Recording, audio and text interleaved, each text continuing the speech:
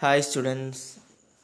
അപ്പോൾ ഇന്ന് നമ്മൾ അഡ്വാൻസ്ഡ് ഓട്ടോമൊബൈൽ എഞ്ചിനീയറിംഗ് മൊഡ്യൂൾ 1 ആദ്യ ഭാഗത്തിലേക്ക് കിടക്കുകയാണ്. അപ്പോൾ കഴിഞ്ഞ ക്ലാസ്സിൽ നമ്മൾ ആൾറെഡി പറഞ്ഞു കഴിഞ്ഞതാണ് എന്തൊക്കെയാണ് ഈ സബ്ജക്റ്റിൽ പഠിക്കാനുള്ളത്. അതിലെ ഓരോ മൊഡ്യൂളിനെ കുറിച്ച് നമ്മൾ ആൾറെഡി ഡിസ്കസ് ചെയ്തു. ഇനി ഡയറക്റ്റ് നമ്മൾ മൊഡ്യൂൾ 1 കിടക്കുകയാണ്. ഓക്കെ, മൊഡ്യൂൾ 1 പാർട്ട് 1 ആണെന്ന് നമ്മൾ ഡിസ്കസ് ചെയ്യുന്നത്. ഈ ഒരു മൊഡ്യൂളിൽ നമുക്ക് പഠിക്കാനുള്ളതെന്ന് പറയുന്നത് advanced fuel injection technologies in petrol and diesel engines ആണ്. പെട്രോൾ എൻജിൻസിലെയും ഡീസൽ എൻജിൻസിലെയും അഡ്വാൻസ്ഡ് ആയിട്ടുള്ള ഫ്യൂൽ ഇഞ്ചക്ഷൻ ടെക്നോളജി, മോഡേൺ ആയിട്ടുള്ള ഫ്യൂൽ ഇഞ്ചക്ഷൻ ടെക്നോളജിനെ കുറിച്ചാണ് നമ്മൾ ഈ ഒരു മൊഡ്യൂളിൽ ഡിസ്കസ് ചെയ്യുന്നത്. അപ്പോൾ ഇതിൽ തന്നെ ആദ്യം നമ്മൾ നോക്കുന്നത് SI എൻജിൻസ് അല്ലെങ്കിൽ പെട്രോൾ എൻജിൻസിലെ ഫ്യൂൽ ഇഞ്ചക്ഷൻ ടെക്നോളജിയാണ് ആദ്യം നമ്മൾ ഡിസ്കസ് ചെയ്യുക. എന്നിട്ട് നമ്മൾ ഡീസൽ എൻജിൻസിലെ അഥവാ CI എൻജിൻസിലെ, SI എന്ന് ഉദ്ദേശിച്ചത് spark ignition engine. Spark ignition engine എന്ന് പറഞ്ഞാൽ പെട്രോൾ എൻജിനാണ്. അപ്പോൾ പെട്രോൾ എൻജിനിലെ ഫ്യൂൽ ഇഞ്ചക്ഷൻ ടെക്നോളജിയാണ് ആദ്യം നമ്മൾ നോക്കുന്നത്. എന്നിട്ട് നമ്മൾ അതിന് ശേഷം ഡീസൽ എൻജിൻസ് അല്ലെങ്കിൽ CI എൻജിൻസിലെ ഫ്യൂൽ ഇഞ്ചക്ഷൻ ടെക്നോളജി ഡിസ്കസ് ചെയ്യും. ഇനി ഈ ഒരു മൊഡ്യൂളിൽ ആദ്യ ഭാഗത്ത് വരുന്ന ടോപ്പിക്കാണ് നമ്മൾ ഈ ഫ്യൂൽ ഇഞ്ചക്ഷൻ ടെക്നോളജിയിലേക്ക് വരുന്നതിന് മുന്നേ എന്തിനാണ് ഈ ഫ്യൂൽ ഇഞ്ചക്ഷൻ ടെക്നോളജി കൊണ്ടുവന്നത്. ആദ്യകാലത്തൊക്കെ നമ്മൾ പെട്രോൾ എൻജിൻസിൽ കാർബറേറ്റഡ് പെട്രോൾ എൻജിൻസ് ആയിരുന്നു ഉണ്ടായിരുന്നത്. കാർബറേറ്ററാണ് ഉണ്ടായിരുന്നത്, യൂസ് ചെയ്തിരുന്നത്. ഫ്യൂൽ ഇഞ്ചക്ഷൻ നമ്മൾ ഡീസൽ എൻജിൻസിൽ മാത്രമേ ഉണ്ടായിരുന്നുള്ളൂ. ഇപ്പോൾ മോഡേൺ ആയിട്ടുള്ള പെട്രോൾ എൻജിൻസിലൊക്കെ ഫ്യൂൽ ഇഞ്ചക്ഷൻ ടെക്നോളജി കൊണ്ടുവന്നു. അപ്പോൾ ഇതിൻ്റെ കാരണം എന്തൊക്കെയാണെന്ന് മനസ്സിലാക്കാൻ വേണ്ടിയിട്ടാണ് ആദ്യം നമ്മൾ ബേസിക്കായിട്ട് ഒരു വാഹനത്തിൽ ഫ്യൂൽ എക്കണോമി അല്ലെങ്കിൽ മൈലേജ് ഇൻക്രീസ് ചെയ്യാൻ എന്തെല്ലാം മെത്തേഡ്സ് ഉണ്ട്, എങ്ങനെയൊക്കെയാണ് മൈലേജ് ഇൻക്രീസ് ചെയ്യേണ്ടത്, എങ്ങനെയൊക്കെ മൈലേജ് ഇൻക്രീസ് ചെയ്യാൻ പറ്റും എന്നുള്ളതാണ് ഡിസ്കസ് ചെയ്യുന്നത്. ഫസ്റ്റ് പോയിന്റ് നിങ്ങൾ ശ്രദ്ധിക്കുക. By providing correct air fuel ratio at all engine operating conditions like speed, load, temperature etcetera. എന്താണ് നമ്മൾ കറക്റ്റ് എയർ ഫ്യൂൽ റേഷ്യോ, എന്താണ് എയർ ഫ്യൂൽ റേഷ്യോ എന്ന് ഉദ്ദേശിച്ചത്? എയറും ഫ്യൂലും നമ്മൾ എൻജിനിലേക്ക് കൊടുക്കും. ഫ്യൂൽ എന്ന് പറഞ്ഞാൽ ബേൺ ചെയ്യുന്ന ആ ഫ്യൂൽ ബേൺ ചെയ്യാൻ സഹായിക്കുന്നതാണ് ഓക്സിജൻ അല്ലെങ്കിൽ എയർ എന്ന് പറയുന്നത്. അപ്പോൾ വെറും വിറക് മാത്രം ഉണ്ടായ പോലെ നമ്മളൊരു അടുപ്പിൽ നമ്മളെന്താണ് കത്തിക്കണമെങ്കിൽ ആ അടുപ്പിൽ വിറക് മാത്രം പോലെ അതിലേക്ക് എന്ത് വേണം, തീ കത്തിക്കുമ്പോൾ അതിലേക്ക് എയർ പാസേജ് കൂടെ കിട്ടിക്കഴിഞ്ഞാൽ അത് കത്തുള്ളൂ. എന്താണ് കത്തുന്നത്? ഫ്യൂലാണെങ്കിൽ കത്താൻ സഹായിക്കുന്നത് ഓക്സിജനാണ്. അപ്പോൾ എയറാണ്. നമ്മൾ ഓക്സിജൻ മാത്രം നമുക്ക് എഞ്ചിനകത്തേക്ക് കടത്തിവിടാൻ കഴിയില്ല, എയറാണ് നമ്മൾ കടത്തിവിടുന്നത്. ഈ ഒരു എയറിൻ്റെയും ഫ്യൂലിൻ്റെയും അഥവാ ഓക്സിജൻ്റെയും ഫ്യൂലിൻ്റെയും അല്ലെങ്കിൽ എയറിൻ്റെയും ഫ്യൂലിൻ്റെയും റേഷ്യോ, അതിൻ്റെ അനുപാതം ഇത്ര എമൗണ്ട് ഓഫ് ഫ്യൂലിലേക്ക് ഇത്ര എമൗണ്ട് ഓഫ് എയർ, അത് എപ്പോഴും സെയിം അല്ല, അത് ഡിഫറെൻ്റ് ആണ്. ഡിഫറെൻ്റ് കണ്ടീഷൻസിൽ ഡിഫറെൻ്റ് ആണ്. ഫോർ എക്സാമ്പിൾ ഒരു സ്റ്റാർട്ടിങ് കണ്ടീഷനാണ്. സ്റ്റാർട്ടിങ് കണ്ടീഷനിൽ നമുക്ക് നല്ല റിച്ച് മിക്സ്ചറാണ് വേണ്ടത്. എന്താണ് റിച്ച് മിക്സ്ചർ എന്ന് പറഞ്ഞാൽ? റിച്ച് മിക്സ്ചർ എന്ന് പറഞ്ഞാൽ ഏറ്റവും കൂടുതൽ ഫ്യൂലും കുറഞ്ഞ എയർ ഉള്ളതാണ് റിച്ച് മിക്സ്ചർ. എന്നാൽ ലീൻ മിക്സ്ചർ എന്ന് പറഞ്ഞാൽ കുറഞ്ഞ ഫ്യൂലും കൂടുതൽ എയർ ഉള്ളത്. റിച്ച് എന്ന് പറഞ്ഞാൽ കുറഞ്ഞ എയറും കൂടുതൽ ഫ്യൂല്, ലീൻ എന്ന് പറഞ്ഞാൽ കൂടുതൽ എയർ കുറഞ്ഞ ഫ്യൂല്, നേരെ ഓപ്പോസിറ്റ്. അപ്പോൾ റിച്ച് മിക്സ്ചറാണ് നമ്മൾ സ്റ്റാർട്ടിങ്ങിൽ, കോൾഡ് സ്റ്റാർട്ടിങ് അല്ലെങ്കിൽ ഒരു വാഹനത്തിൽ സ്റ്റാർട്ട് ചെയ്യുന്ന കണ്ടീഷനിൽ വേണ്ടത്. ഇനി ഒരു വാഹനം അങ്ങനെ സ്റ്റാർട്ടിങ് കഴിഞ്ഞു, ഐഡ്ലിംഗ് ആയി, ഐഡ്ലിങ്ങിൽ നമ്മൾ റിച്ച് മിക്സ്ചർ തന്നെയാണ് കുറച്ചുകൂടെ എന്ത് ചെയ്തു, ആ റിച്ചിൻ്റെ എമൗണ്ട് ഫ്യൂൽ കുറച്ചു, കൂടുതൽ എന്താണ് എയർ കൂട്ടി. ഇനി സ്ലോ റണ്ണിങ് കണ്ടീഷനിൽ കൂടുതൽ വീണ്ടും എയറിൻ്റെ എമൗണ്ട് കൂട്ടി, ഫ്യൂൽ എമൗണ്ട് കുറച്ചു. ഇനി നമ്മൾ സാധാരണ നോർമൽ റണ്ണിങ് കണ്ടീഷനിൽ കൂടുതൽ എയറും കുറഞ്ഞ ഫ്യൂൽ ഉണ്ടാവുക. ഇനി നമ്മൾ ഹൈ ആക്സിലറേറ്റിംഗ് കണ്ടീഷനിലാവുമ്പോൾ അവിടെ വീണ്ടും കൂടുതൽ ഫ്യൂലും കൂടുതൽ എയറും രണ്ടും കൂടുതലുണ്ടാവും. അപ്പോൾ അതിനനുസരിച്ച് എയർ ഫ്യൂൽ റേഷ്യോ ഓരോ സമയത്തും ഡിഫറെൻ്റ് ആയിരിക്കും. എഞ്ചിൻ്റെ അത് മാത്രമല്ല സ്പീഡ് കൂടുന്നതിനനുസരിച്ച്, അതുപോലെ മാത്രമല്ല വാഹനത്തിൽ ലോഡ്, വെഹിക്കിളിൽ നമ്മൾ കൊണ്ടുവന്ന ലോഡ് അല്ലെങ്കിൽ അതിൽ പാസഞ്ചേഴ്സിൻ്റെ എണ്ണം കൂടുന്നതനുസരിച്ച്, ലോഡ് കൂടുന്നതനുസരിച്ച്, അതുപോലെ ടെമ്പറേച്ചർ, തണുപ്പുള്ള കണ്ടീഷൻ, ചൂടുള്ള കണ്ടീഷൻ ആണ് കോൾഡ് സ്റ്റാർട്ടിങ് അല്ലെങ്കിൽ വാം കണ്ടീഷൻ, ഇതൊക്കെ വ്യത്യസ്ത കണ്ടീഷനിൽ വ്യത്യസ്തമായ എയർ ഫ്യൂൽ റേഷ്യോ ആണ് ആവശ്യമുള്ളത്. അപ്പോൾ ആ ഓരോ സമയത്തും കറക്റ്റ് എയർ ഫ്യൂൽ റേഷ്യോ കൊടുക്കുക. കൂടുതലും കൊടുക്കരുത്, കുറച്ച് കൊടുക്കരുത്. ഇപ്പോൾ പ്രത്യേകിച്ച് എക്സാമ്പിൾ പറയുകയാണെങ്കിൽ സ്റ്റാർട്ടിങ് സമയത്ത് നല്ല റിച്ച് മിക്സ്ചർ വേണം, എന്നാൽ വളരെ കൂടുതൽ റിച്ച് മിക്സ്ചറായിട്ട് വെറുതെ ഫ്യൂലിൻ്റെ എമൗണ്ട് കളയേണ്ട ഫ്യൂല് വെറുതെ വേസ്റ്റ് ആക്കേണ്ട ആവശ്യമില്ല. അപ്പോൾ നമ്മൾ കറക്റ്റ് എയർ ഫ്യൂൽ റേഷ്യോ കൊടുക്കുക. അതുപോലെ സ്റ്റാർട്ടിങ് ചെയ്ത് റണ്ണിങ് ആയിക്കഴിഞ്ഞാൽ അപ്പോഴുള്ള എയർ ഫ്യൂൽ റേഷ്യോ, ഇതൊക്കെ എല്ലാ സമയത്തുള്ള എയർ ഫ്യൂൽ റേഷ്യോ എന്ത് ചെയ്യുക, കറക്റ്റാക്കുക. അതെന്ന് പറയുക കറക്റ്റാക്കി കഴിഞ്ഞാൽ നമുക്ക് എന്ത് ചെയ്യാൻ പറ്റും, മൈലേജ് ഇൻക്രീസ് ചെയ്യാൻ പറ്റും. അപ്പോൾ നമ്മൾ ഈ പഴയ വാഹനങ്ങളൊക്കെ ആണെങ്കിൽ കാർബറേറ്റഡ് വെഹിക്കിളാണെങ്കിൽ നമ്മൾ ട്യൂൺ ചെയ്യാന്ന് പറഞ്ഞിട്ടുണ്ടാവും. കാർബറേറ്റർ ട്യൂൺ ചെയ്തിട്ട് നമ്മൾ എയർ ഫ്യൂൽ റേഷ്യോ കറക്റ്റ് ആക്കാൻ ശ്രമിക്കും. പക്ഷേ ഈ കാർബറേറ്ററിന് ഒരു പ്രശ്നമുണ്ട്, അതിന് ഇങ്ങനെ ഒരു എന്താണ് പോരായ്മയുണ്ട്. കറക്റ്റ് എയർ ഫ്യൂൽ റേഷ്യോ നമുക്ക് അതിനൊരിക്കലും കൊടുക്കാൻ കഴിയില്ല. പിന്നെ ഈ ഒരു ഐഡിയൽ ആയിട്ടുള്ള എയർ ഫ്യൂൽ റേഷ്യോ അതിനെയാണ് നമ്മൾ, അഥവാ കറക്റ്റായിട്ടുള്ള ഏറ്റവും ഐഡിയൽ എന്ന് പറഞ്ഞാൽ നമുക്കൊരിക്കലും പ്രാക്ടിക്കൽ കേസിൽ അങ്ങനെ കൊടുക്കാൻ കഴിയില്ല. പക്ഷേ ഐഡിയൽ കേസിൽ നമ്മൾ പറയുന്ന എയർ ഫ്യൂൽ റേഷ്യോ, ആ കറക്റ്റ് എയർ ഫ്യൂൽ റേഷ്യോൻ്റെ പേരാണ് സ്റ്റോഷിയോമെട്രിക് റേഷ്യോ. ആ ഒരു റേഷ്യോയിലാണ് ഏറ്റവും മാക്സിമം ഫ്യൂൽ എക്കണോമി അഥവാ ഏറ്റവും മാക്സിമം കമ്പഷൻ ഓഫ് അല്ലെങ്കിൽ ബേണിംഗ് ഓഫ് ഫ്യൂൽ നടക്കുന്നത്, കംപ്ലീറ്റ് കമ്പഷൻ ഓഫ് ഫ്യൂൽ നടക്കുന്നത്. അപ്പോൾ നമ്മൾ സാധാരണ ഒരു പെട്രോൾ എൻജിൻസിലേക്ക് പെട്രോൾ എൻജിനാണെങ്കിലും ഡീസൽ എൻജിൻ ആണെങ്കിലും അതിലേക്കുള്ള എയർ ഫ്യൂൽ റേഷ്യോ, ആ എയർ ഫ്യൂൽ റേഷ്യോ ഇനി പ്രത്യേകിച്ച് പെട്രോൾ എൻജിൻസിലാണ് നമ്മൾ എയർ ഫ്യൂൽ മിക്സ് ചെയ്തിട്ടാണ് കൊടുക്കുക. ഡീസൽ എൻജിനാകുമ്പോൾ എയറിനെ നമ്മൾ സെക്യൂരിലേക്ക് ഫ്യൂലിൻ്റെ ക്വാണ്ടിറ്റി നമ്മൾ വ്യത്യാസപ്പെടുത്തുകയാണ് ചെയ്യുക. പെട്രോൾ ആകുമ്പോൾ എയർ ഫ്യൂൽ മിക്സ് ചെയ്തിട്ട് നമ്മൾ ആ എയർ ഫ്യൂലിൻ്റെ അതിലേക്കും നമ്മൾ ഫ്യൂലിൻ്റെയും എയറിൻ്റെയും എന്താണ് എമൗണ്ട് നമ്മൾ വ്യത്യാസപ്പെടുത്തിയിട്ട് അത് എൻജിനിലേക്ക് കൊടുക്കുകയാണ്, മിക്സ് ചെയ്തിട്ട് കൊടുക്കുകയാണ് ചെയ്യുന്നത്.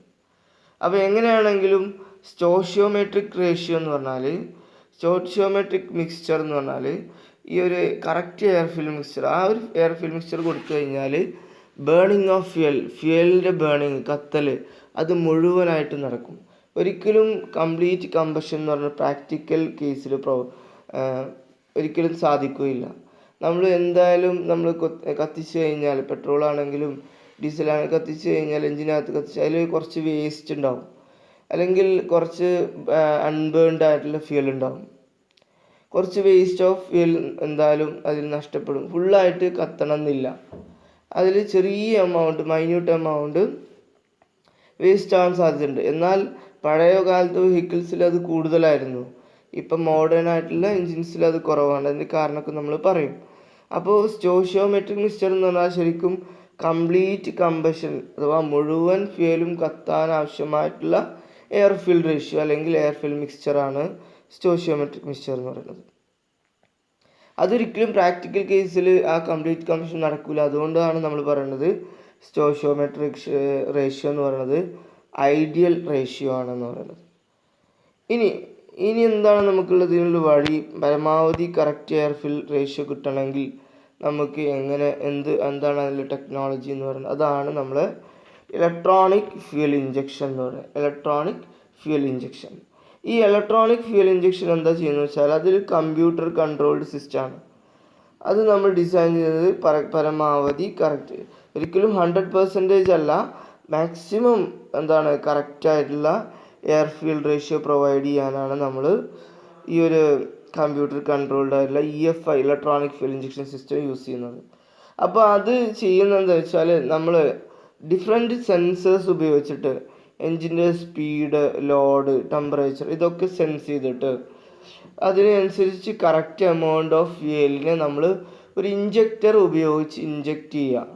ആ ഇഞ്ചക്ടറിൻ്റെ നോസിലൂടെ വരുന്ന വളരെ മൈന്യൂട്ടായിട്ടുള്ള കണിക രീതിയിലുള്ള സ്പ്രേസ് ആയിട്ട് ഫ്യൂവലിനെ നമ്മൾ ഇഞ്ചക്റ്റ് ചെയ്തിട്ടാണ്, അഥവാ അത് നമ്മൾ കമ്പ്യൂട്ടർ കൺട്രോൾഡ് ആയിട്ട് എൻജിൻ്റെ സ്പീഡ്, അത് വാഹനത്തിൻ്റെ സ്പീഡ്, അതുപോലെ ലോഡ്, അതുപോലെ തന്നെ ടെമ്പറേച്ചർ, ഈ കാര്യങ്ങളൊക്കെ കണക്കിലെടുത്ത് അതൊക്കെ സെൻസ് ചെയ്തിട്ട് അതിനനുസരിച്ച് നമ്മൾ സോഫ്റ്റ്വെയർ ചെയ്ത് വെച്ചിട്ടുള്ള ECU വെച്ചിട്ട് കൺട്രോൾ ചെയ്ത്, ഒരു മൈക്രോ പ്രൊസസ്സർ അല്ലെങ്കിൽ കമ്പ്യൂട്ടർ, ഒരു ECM എന്ന് പറയുക എൻജിൻ കൺട്രോൾ മൊഡ്യൂൾ, അത് ഉപയോഗിച്ചിട്ട് നമ്മൾ കൺട്രോൾ ചെയ്തിട്ട് നമ്മൾ എന്ത് ചെയ്യുക, ഫ്യൂൽ ഇഞ്ചക്റ്റ് ചെയ്യുക.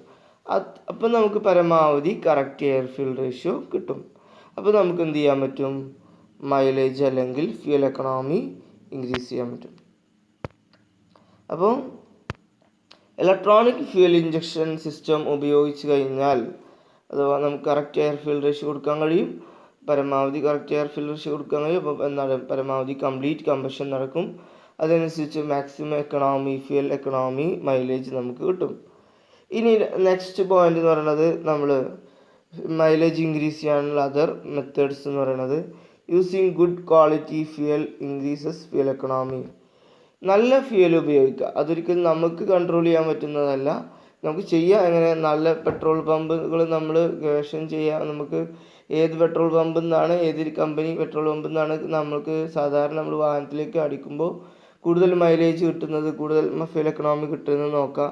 അപ്പോൾ നമുക്ക് മനസ്സിലാക്കാം ആ പമ്പിലെ പെട്രോളാണ് നല്ല ക്വാളിറ്റി ഫ്യൂല്. അപ്പോൾ പരമാവധി ക്വാളിറ്റി സ്റ്റാൻഡേർഡ്സിൽ തന്നെയാണ് എല്ലാ പെട്രോൾ കമ്പനികളും ഉണ്ടാക്കി, എന്നാലും ചിലപ്പോൾ അതിലൊക്കെ തട്ടിപ്പൊക്കെ ഉണ്ടാവാൻ സാധ്യതയുണ്ട്. അപ്പോൾ ഗുഡ് ക്വാളിറ്റി ഫ്യൂൽ യൂസ് ചെയ്ത് കഴിഞ്ഞാൽ നമുക്ക് മൈലേജ് ഇൻക്രീസ് ചെയ്യാൻ പറ്റും, ഇൻക്രീസ് ഫ്യൂൽ എക്കണോമി ചെയ്യാൻ പറ്റും. നെക്സ്റ്റ് പോയിന്റ് എന്ന് പറയുന്നത് providing true aerodynamic shape to vehicle reduces air resistance resulting increase in economy. ഒരു വാഹനത്തിന് നല്ല എയ്റോഡൈനാമിക് സ്ട്രക്ചർ കൊടുത്തു കഴിഞ്ഞാൽ, അതിനാണ് നമ്മൾ വാഹനത്തിന് എപ്പോഴും ഫ്രണ്ടിലേക്ക് ഇങ്ങനെ ചെരിഞ്ഞിട്ട്, ഫ്രണ്ട് ഇങ്ങനെ കൂർത്ത രൂപത്തിൽ അല്ലെങ്കിൽ ചെരിഞ്ഞ രൂപത്തിൽ ഉണ്ടാക്കുന്നത്. ഒരിക്കലും സ്ക്വയർ ആയിട്ടുള്ള വാഹനങ്ങൾക്ക് എന്ന് പറഞ്ഞാൽ ഫ്യൂൽ എക്കണോമി കുറവായിരിക്കും എപ്പോഴും. ഫോർ എക്സാമ്പിൾ നമ്മൾ മാരുതിൻ്റെ തന്നെ ഒമ്നി എന്ന് പറഞ്ഞാൽ ആ വെഹിക്കിൾ നിങ്ങൾക്കറിയാം. ആ ഒമ്നിക്ക് തീരെ മൈലേജ് ഇല്ല, അതൊരു സ്ക്വയർ ടൈപ്പ് വെഹിക്കിൾ. എന്നാൽ മാരുതിൻ്റെ ഹാച്ച് ബാക്കുകൾ, സ്വിഫ്റ്റ് ആണെങ്കിലും അതേ പെട്രോൾ എഞ്ചിൻ യൂസ് ചെയ്യുന്ന, ഒമ്നിയിൽ യൂസ് ചെയ്യുന്ന എഞ്ചിൻ, അതേ എഞ്ചിൻ യൂസ് ചെയ്യുന്ന ഒരു മാരുതി 800, ആൾട്ടോ 800 ഒക്കെ കൂടുതൽ മൈലേജ് നൽകുന്നു. കാരണം എന്താ, അതിൻ്റെ സീറ്റിംഗ് കപ്പാസിറ്റി മാത്രമല്ല, അതിൻ്റെ എൻജിൻ കണ്ടീഷൻ മാത്രമല്ല, അതൊക്കെ എൻജിനൊക്കെ സെയിം ആണ്. വ്യത്യാസം എന്താണ്, അതിൻ്റെ ഷേപ്പും സ്ട്രക്ചറും ഇതൊക്കെ അതിനെ ബാധിക്കുന്നുണ്ട്. അപ്പോൾ ഒരു എയ്റോഡൈനാമിക് ഷേപ്പ് ആയി കഴിഞ്ഞാൽ അതിന് കൂടുതൽ എന്താണ്, എയർ റെസിസ്റ്റൻസിനെ ഒഴിവാക്കാൻ കഴിയും. അതുവഴി ഫ്യൂൽ എക്കണോമി ഇൻക്രീസ് ചെയ്യാൻ പറ്റും. നെക്സ്റ്റ്, എഫിഷ്യൻറ്റ് ഡ്രൈവിംഗ്, അഥവാ കറക്റ്റ് ഗിയർ ചേഞ്ച് ചെയ്തിട്ട് എക്കണോമിക്കൽ സ്പീഡിൽ ഒരു വാഹനം നമ്മൾ ഓടിച്ചു കഴിഞ്ഞാൽ അത് നമുക്ക് ഫ്യൂൽ എക്കണോമി ഇൻക്രീസ് ചെയ്യാൻ പറ്റും. നെക്സ്റ്റ്, ഐഡിൽ ടൈമിംഗ് കൺട്രോൾ, വെറുതെ വണ്ടി സ്റ്റാർട്ട് ചെയ്തിടുന്ന കണ്ടീഷൻ അത് കൺട്രോൾ ചെയ്ത്, ഐഡ്ലിംഗ് എന്ന് പറഞ്ഞാൽ സ്റ്റാർട്ട് ചെയ്തിട്ട് ഇങ്ങനെ ഇടുന്നതാണ് ഐഡ്ലിംഗ്. വണ്ടി നീങ്ങാതെ സ്റ്റാർട്ട് ചെയ്തിട്ട് ഇങ്ങനെ എൻജിൻ ഓൺ ആയിട്ടുള്ള കണ്ടീഷനിൽ ഇടുക, അതാണ് ഐഡ്ലിംഗ് എന്ന് പറയുന്നത്. ഈ ഐഡ്ലിംഗ് ടൈമിന് കൺട്രോൾ ചെയ്യാം. ഇപ്പോൾ മോഡേൺ ആയിട്ടുള്ള വെഹിക്കിൾസിലൊക്കെ സ്മാർട്ട് ഹൈബ്രിഡ് EV SHEV എന്നൊക്കെ പറഞ്ഞിട്ട് മാരുതിൻ്റെ സിയാസ് ചില വെഹിക്കിൾസിലൊക്കെ കാണാം. അതെന്താ സംഭവം, ഈ ഐഡ്ലിംഗ് ടൈമിന് കൺട്രോൾ ചെയ്യാൻ നമ്മൾ ട്രാഫിക്കിലൊക്കെയാണ് സാധാരണ ഐഡ്ലിംഗ് ടൈം. വെറുതെ നമ്മൾ സ്റ്റാർട്ടിങ്ങിൽ കുറേ സമയം ഇടും, നമ്മൾ ഫ്യൂൽ വെറുതെ കത്തിപ്പോവും. ആ സമയത്ത് ഓട്ടോമാറ്റിക്കായിട്ട് ഓഫാവും. നമ്മൾ ആക്സിലേറ്റർ നിന്ന് കാലെടുത്ത് ഓഫാവും. പിന്നെ നമ്മൾ ജസ്റ്റ് ക്ലച്ച് പ്രസ് ചെയ്യുക അല്ലെങ്കിൽ ആക്സിലേറ്റർ പ്രസ് ചെയ്യുന്ന സമയത്ത് ഓട്ടോമാറ്റിക് ഇൻ്റഗ്രേറ്റഡ് സ്റ്റാർട്ടർ ഉപയോഗിച്ചിട്ട് നമ്മൾ പിന്നെ ഇഗ്നിഷൻ സ്വിച്ച് ഒന്നും ഓണാക്കാതെ തന്നെ വണ്ടി ഓട്ടോമാറ്റിക് സ്റ്റാർട്ടാവും, നമ്മളത് അറിയില്ല. അപ്പോൾ അങ്ങനെ നമുക്ക് ഐഡിൽ ടൈമിങ്ങിനെ കൺട്രോൾ ചെയ്തിട്ട് മൈലേജ് ഇൻക്രീസ് ചെയ്യാൻ പറ്റും. Next, providing correct tyre inflation pressure. ഒരു വാഹനത്തിൻ്റെ വളരെ ഇമ്പോർട്ടൻ്റ് ആയിട്ടുള്ള ഒന്നാണ് ടയറിലെ എയർ പ്രഷർ എന്താണ് കറക്റ്റ് ആയിട്ടില്ലെങ്കിൽ അത് കുറവായി കഴിഞ്ഞാൽ ഫ്രിക്ഷൻ കൂടും, ഓവറായിട്ടുള്ള റോളിംഗ് റെസിസ്റ്റൻസ് ഓവറായിട്ട് വരും, കൂടും കഴിഞ്ഞാൽ അപ്പോൾ നമുക്ക് വാഹനം മുന്നോട്ട് നീങ്ങാനുള്ള എനർജി കൂടുതൽ ആവശ്യം വരും, ഫ്യൂൽ എക്കണോമി ഡിക്രീസ് ചെയ്യും. അപ്പോൾ correct inflation pressure, tyre air pressure maintain ചെയ്ത് കഴിഞ്ഞാൽ മൈലേജ് ഇൻക്രീസ് ചെയ്യാൻ പറ്റും. ഇനി നമുക്ക് നോക്കാനുള്ളത് fuel injection technology in SI engines. എന്തുകൊണ്ട് നമ്മൾ ആൾറെഡി പറഞ്ഞു, എന്നാലും ഒന്നുകൂടി ഡീപ്പായിട്ട് നമ്മൾ പോവുകയാണ്.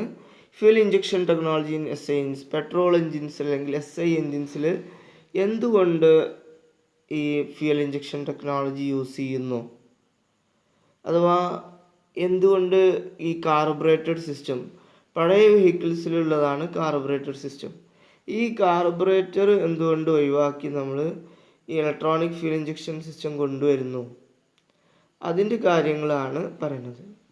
ഫസ്റ്റ് നമ്മൾ ഇതിൽ ഒരു മെയിൻ പ്രോബ്ലം ആണ് മാൾ ഡിസ്ട്രിബ്യൂഷൻ എന്ന് പറയുന്ന സംഭവം. എന്താണ് മാൾ ഡിസ്ട്രിബ്യൂഷൻ?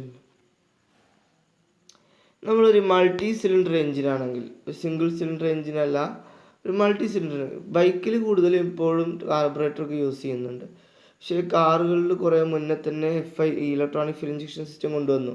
കാരണം കാറിൻ്റെ മെയിൻ പ്രശ്നം മൾട്ടി സിലിണ്ടർ എഞ്ചിൻസാണ്.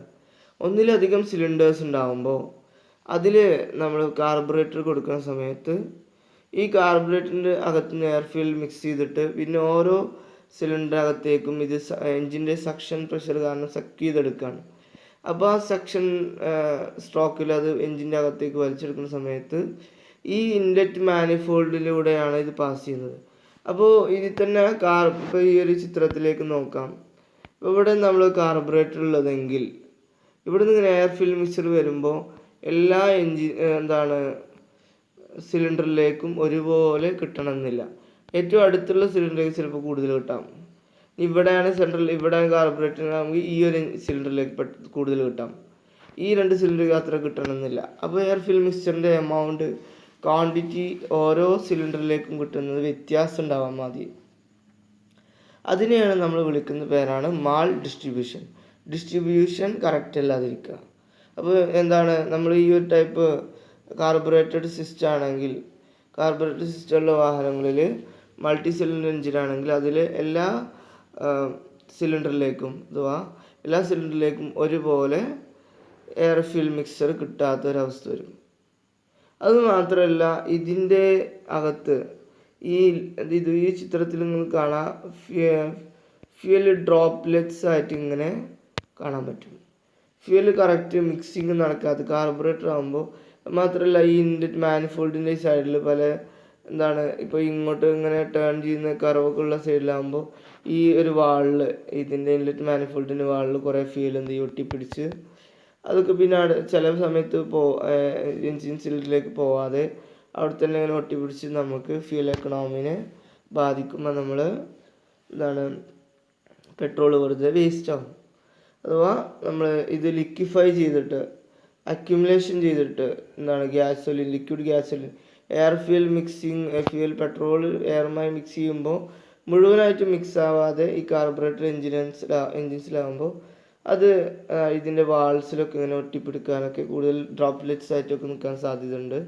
കാരണം കൂടുതൽ ഈ ഒരു കാർബറേറ്റഡ് എൻജിനാകുമ്പോൾ അതിൽ എയറിൻ്റെ പ്രഷർ അനുസരിച്ചാണ്, എയറിൻ്റെ ഫ്ലോ അനുസരിച്ചാണ് കാർബറേറ്ററിൽ നിന്ന് ഫ്യൂൽ എയറിലേക്ക് വരുന്നത്. അപ്പോൾ എയർ ഫ്യൂൽ ചിലപ്പോൾ എപ്പോഴും ഒരേപോലെ നമുക്കിത് കൺട്രോൾ ചെയ്ത് ചെയ്യാൻ കഴിയില്ല. പലപ്പോഴും പല രീതി നമ്മൾ കൂടുതൽ ആക്സിലറേറ്റർ പെഡൽ പ്രസ് ചെയ്തു, അതിനനുസരിച്ച് എയർ എഞ്ചിനിനകത്തേക്ക് കിട്ടുന്നില്ല. അങ്ങനെയൊക്കെ വരുന്ന കണ്ടീഷനിലൊക്കെ പെട്രോൾ കുറേ വേസ്റ്റ് ആവും. മാത്രമല്ല എല്ലാ സിലിണ്ടറിലേക്കും ഒരുപോലെ കിട്ടില്ല. അതൊക്കെയാണ് ഇതിൻ്റെ മെയിൻ പ്രശ്നം എന്ന് പറയുന്നത്. അപ്പോൾ ഈ ഒരു മാൾ ഡിസ്ട്രിബ്യൂഷൻ എന്ന് പറയുന്നത് അതുപോലെ തന്നെ ഈ ഗ്യാസോലിൻ ലിക്വിഡായിട്ട് നിന്നിട്ട് അക്യുമുലേറ്റ് ചെയ്ത് വേസ്റ്റായി പോകുന്നതൊക്കെ നമുക്ക് electronic fuel injection technology VFI system ഉപയോഗിച്ചിട്ട് SI എൻജിൻസിൽ നമുക്ക് കൺട്രോൾ ചെയ്യാൻ പറ്റും. അതിൽ തന്നെ മൾട്ടി പോയിന്റ് ഫ്യൂൽ ഇഞ്ചക്ഷൻ അഥവാ multi point fuel injection technology ഉപയോഗിച്ചിട്ട് നമുക്ക് ഈ മാൽ ഡിസ്ട്രിബ്യൂഷനെ ഒഴിവാക്കാൻ പറ്റും. അപ്പോൾ അതിനെക്കുറിച്ചൊക്കെ നമ്മൾ ഡീറ്റെയിൽ ആയിട്ട് നോക്കും. അപ്പോൾ എന്താണ് മനസ്സിലായത്? ഈ കാർബറേറ്റഡ് എൻജിൻസിൻ്റെ ഒരു മെയിൻ പോരായ്മയാണ് എല്ലാ സിലിണ്ടറിലേക്കും ഒരുപോലെ ഫ്യൂൽ എത്താത്തൊരു കണ്ടീഷൻ. ഏറ്റവും അടുത്തുള്ളിലേക്കോ അല്ലെങ്കിൽ സെൻട്രത്തേക്കോ ഒക്കെ കൂടുതലെത്തും, മറ്റുള്ള സിലിണ്ടറിലേക്ക് അത്ര എത്തണമെന്നില്ല. അപ്പോൾ മാൾ ഡിസ്ട്രിബ്യൂഷൻ എന്ന് പറയുന്നത് അതിൻ്റെ ഒരു പോരായ്മയാണ്. ഇനി അതുപോലെ തന്നെ ഫ്യൂല് ലിക്വിഫൈ ചെയ്തിട്ട് വാൾസിൽ കൊട്ടിക്കൊടുക്കുക, അപ്പോൾ അതും മൈലേജിനൊക്കെ ബാധിക്കും. മാത്രമല്ല ഫ്യൂൽ കുറേ വേസ്റ്റ് ആവും. അപ്പോൾ അതൊക്കെ എന്താണ് ഈ കാർബറേറ്റഡ് എൻജിൻസിൻ്റെ പോരായ്മയാണ്. അപ്പോൾ നമ്മൾ എന്താണ് ഇതിന് പകരം ഫ്യൂൽ ഇഞ്ചക്ഷൻ ടെക്നോളജി ഉപയോഗിച്ച് കഴിഞ്ഞാൽ, അതിൽ തന്നെ മൾട്ടി പോയിന്റ് ഫ്യൂൽ ഇഞ്ചക്ഷൻ ടെക്നോളജിക്ക് യൂസ് ചെയ്ത് കഴിഞ്ഞാൽ നമുക്ക് എന്ത് ചെയ്യാൻ പറ്റും? ഈ മാൾ ഡിസ്ട്രിബ്യൂഷൻ ഒഴിവാക്കാൻ പറ്റും. അതുപോലെ ഈ ലിക്വിഡ് അക്യുമുലേറ്റ് ചെയ്തിട്ട് വേസ്റ്റ് ആകുന്നത് ഒഴിവാക്കാൻ പറ്റും. ഇനി നമുക്ക് ഡിസ്കസ് ചെയ്യാനുള്ളത് വളരെ ഇമ്പോർട്ടൻ്റ് ആയിട്ടുള്ള ടോപ്പിക്കാണ്. അതിൽ കുറച്ച് നമുക്കിന്ന് ഡിസ്കസ് ചെയ്യാം. Comparison with carburettor and merits of petrol injection. അപ്പോൾ എക്സാമിനൊക്കെ ചോദിക്കാവുന്ന ഒരു ക്വസ്റ്റ്യനും കൂടെയാണ്. കമ്പയർ പെട്രോൾ ഇഞ്ചക്ഷൻ വിത്ത് കാർബറേറ്റഡ് സിസ്റ്റം. അല്ലെങ്കിൽ നമുക്ക് ഇങ്ങനെയും വരാം, what are the merits of petrol injection. രണ്ട് തരത്തിലും ക്വസ്റ്റ്യൻ വരാം. ഒന്നുകിൽ കമ്പയർ ചെയ്യാൻ പറയാം, അല്ലെങ്കിൽ പെട്രോൾ ഇഞ്ചക്ഷൻ്റെ അഡ്വാൻറ്റേജസ് അല്ലെങ്കിൽ മെറിറ്റ്സ് എന്ന് പറഞ്ഞിട്ടും ചോദിക്കാം. അപ്പോൾ എന്താണ് ഈ ഫ്യൂൽ ഇഞ്ചക്ഷൻ ടെക്നോളജി അല്ലെങ്കിൽ പെട്രോൾ ഇഞ്ചക്ഷൻ ടെക്നോളജി ഉപയോഗിച്ചിട്ട് ഓടുന്ന വാഹനത്തിന് അത് കാർബറേറ്റർ ഉപയോഗിച്ച് ഓടുന്ന വാഹനത്തെക്കാളും എന്തെല്ലാം മെറിറ്റ്സ് ഉണ്ട്, എന്തെല്ലാം മാറ്റങ്ങളുണ്ട്, എന്തൊക്കെ കമ്പാരിസൺ ഉണ്ട്, അത് മാത്രമല്ല എന്തെല്ലാം ഗുണങ്ങളുണ്ട് അതുകൊണ്ട് എന്നുള്ളതാണ് നമ്മളിതിൽ ഡിസ്കസ് ചെയ്യുന്നത്. അപ്പോൾ കുറച്ച് പോയിന്റ്സ് നമുക്കിന്ന് ഡിസ്കസ് ചെയ്യാം. ഫസ്റ്റ് പോയിന്റ് എന്ന് പറയുന്നത് no venturi, so there is minimum air restriction so that higher engine volumetric efficiency with the corresponding improvement in power and torque. എന്താ പറഞ്ഞത്? നമ്മൾ കാർബറേറ്ററിൻ്റെ കേസിൽ നമ്മൾ പഠിച്ചിരുന്നു, അതിൻ്റെ ഉള്ളകത്തൊരു വെഞ്ചുറി എന്ന് പറഞ്ഞ ഭാഗം ഉണ്ടായിരുന്നു. വെഞ്ചുറി നിങ്ങൾ കണ്ടിട്ടുണ്ടോ? വെഞ്ചുറി എന്ന് പറഞ്ഞാൽ അതിൻ്റെ ഇപ്പോൾ ഒരു പൈപ്പിൽ വെഞ്ചുറി കൊടുക്കുക എന്ന് പറഞ്ഞാൽ അതിൻ്റെ സഡനായിട്ട് എൻ്റെ സൈസ് ഡയമീറ്റർ റെഡ്യൂസ് ചെയ്തിട്ട് പിന്നെ കൂടുക. അപ്പോൾ ഡയമീറ്റർ റെഡ്യൂസ് ചെയ്യുമ്പോൾ ഏരിയ കുറയുമ്പോൾ A1 V1 is equal to A2 V2. നിങ്ങൾക്ക് ആ ഒരു കണ്ടിന്യൂറ്റി ലോ ഒക്കെ അറിയാം അല്ലേ? വെലോസിറ്റി കൂടുമ്പോൾ ഏരിയ കൂടുമ്പോൾ വെലോസിറ്റി കുറയും, ഏരിയ കുറയുമ്പോൾ വെലോസിറ്റി കൂടും. അതിനനുസരിച്ച് അപ്പോൾ അങ്ങനെ നമ്മൾ അവിടെ വെലോസിറ്റി അത് മാത്രമല്ല, പക്ഷേ വേറൊരു പ്രശ്നം കൂടി ഉണ്ട്. അങ്ങനെ ഒരു വെഞ്ചുറി കൊടുത്ത് അങ്ങനെയാണ് നമ്മൾ ആ ഒരു പ്രഷർ, വെലോസിറ്റി കൂടുമ്പോൾ പ്രഷർ കുറയും. ഈ പ്രഷർ കുറയുന്നതിനനുസരിച്ചാണ് നമ്മൾ ഇതിനകത്ത് ഈ കാർബറേറ്ററിൻ്റെ അകത്ത് ഫ്യൂവൽ നമ്മൾ ഈ നോസിലൂടെ പുറത്തേക്ക് വരാൻ സഹായിക്കുന്നത്. അപ്പോൾ അത് നമ്മൾ കാർബറേറ്റഡ് വെഹിക്കിൾ അല്ലെങ്കിൽ കാർബറേറ്ററിൻ്റെ ഒരു പ്രത്യേകതയാണ്. കാർബറേറ്ററിന് വെഞ്ചുറി ഇല്ലാതെ ഒരിക്കലും കാർബറേറ്റർ നടക്കില്ല. അപ്പോൾ പക്ഷെ ഈ ഒരു വെഞ്ചുറി ഉണ്ടാകുന്നതുകൊണ്ടുള്ള ബുദ്ധിമുട്ട് എന്താണെന്ന് വെച്ചാൽ എയറിൻ്റെ എമൗണ്ട് എൻജിനിലകത്തേക്ക് വലിക്കുന്നത് കുറയും. വെഞ്ചുറി ഉണ്ടാകുമ്പോൾ എയർ റെസ്ട്രിക്ഷൻ കൂടും. അപ്പോൾ പെട്രോൾ ഇഞ്ചക്ഷൻ ടെക്നോളജി ഉപയോഗിച്ച് കഴിഞ്ഞാൽ അവിടെ എന്തിൻ്റെ ആവശ്യമില്ല? വെഞ്ചുറിൻ്റെ ആവശ്യമില്ല. അവിടെ നമ്മൾ ത്രോട്ടിൽ ബോഡി എന്ന് പറയുന്ന ഭാഗം, ഫ്യൂൽ ഇഞ്ചക്റ്റ് ചെയ്യുന്ന ഭാഗം, അവിടെ നമുക്ക് വലിയ സൈസിൽ കൊടുത്താലൊന്നും പ്രശ്നമില്ല. കാരണം ഈ ഫ്യൂൽ ഇഞ്ചക്റ്റ് ചെയ്യുന്നത് ഒരിക്കലും ഈ പ്രഷറിന് ഡിഫറൻസ് കൊണ്ടൊന്നല്ല. അത് നമ്മൾ ഒരു ഇഞ്ചക്ടർ ഉപയോഗിച്ചിട്ടാണ് ഫ്യൂൽ ഇഞ്ചക്റ്റ് ചെയ്യുന്നത്. അത് അതിലേക്ക് ആ ഇഞ്ചക്ടറിലേക്ക് കറണ്ട് കൊടുത്തിട്ട് അത് ഈസി വെച്ചിട്ട് കൺട്രോൾ ചെയ്തിട്ടാണ് അതിന് ഇഞ്ചക്റ്റ് ചെയ്യുന്നത്. അല്ലാതെ ഒരിക്കലും ഈ എയറിൻ്റെ പാസേജ് പ്രഷർ കൊണ്ടോ അല്ലെങ്കിൽ എയറിൻ്റെ പ്രഷർ ഡിഫറൻസ് കൊണ്ടൊന്നല്ല ഫ്യൂൽ ഇഞ്ചക്ഷൻ. അതുകൊണ്ട് അതിൻ്റെ ഉള്ളിൽ വെഞ്ചുറിൻ്റെ ആവശ്യമില്ല.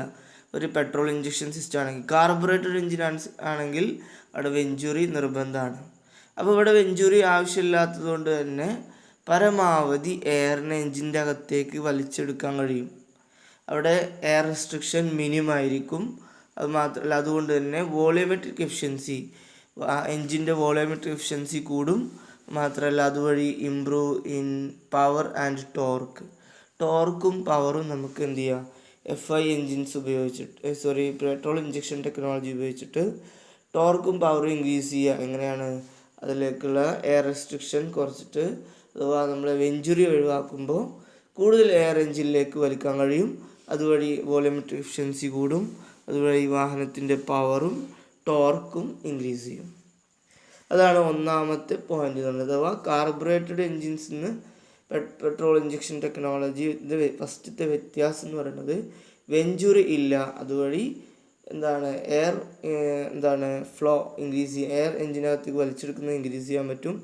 അതുവഴി വോളിയമെട്രിക് എഫിഷ്യൻസി അതുപോലെ തന്നെ പവറൊക്കെ ഇൻക്രീസ് ചെയ്യാൻ പറ്റും, ടോർക്കും ഇൻക്രീസ് ചെയ്യാൻ പറ്റും.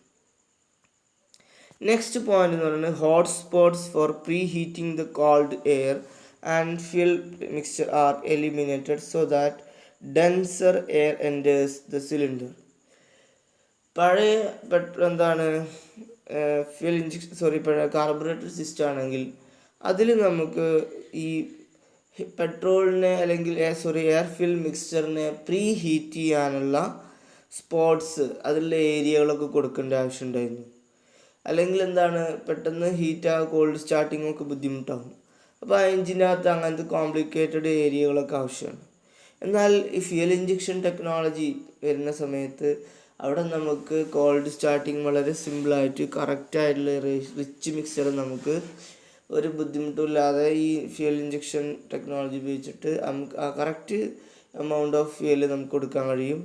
അതുവഴി പ്രീ ഹീറ്റിങ്ങിൻ്റെ ആവശ്യമില്ല, അതുപോലെ ഹോട്ട് സ്പോട്ട്സിൻ്റെ ഒന്നും ആവശ്യമില്ല. അതുവഴി നമുക്ക് ഈ എൻജിനിലേക്ക് എയർ വരുന്ന പാസേജ് വളരെ സ്മൂത്താക്കാൻ പറ്റും, കൂടുതൽ കോംപ്ലിക്കേഷനൊന്നും ഇല്ലാത്തതാക്കാൻ പറ്റും.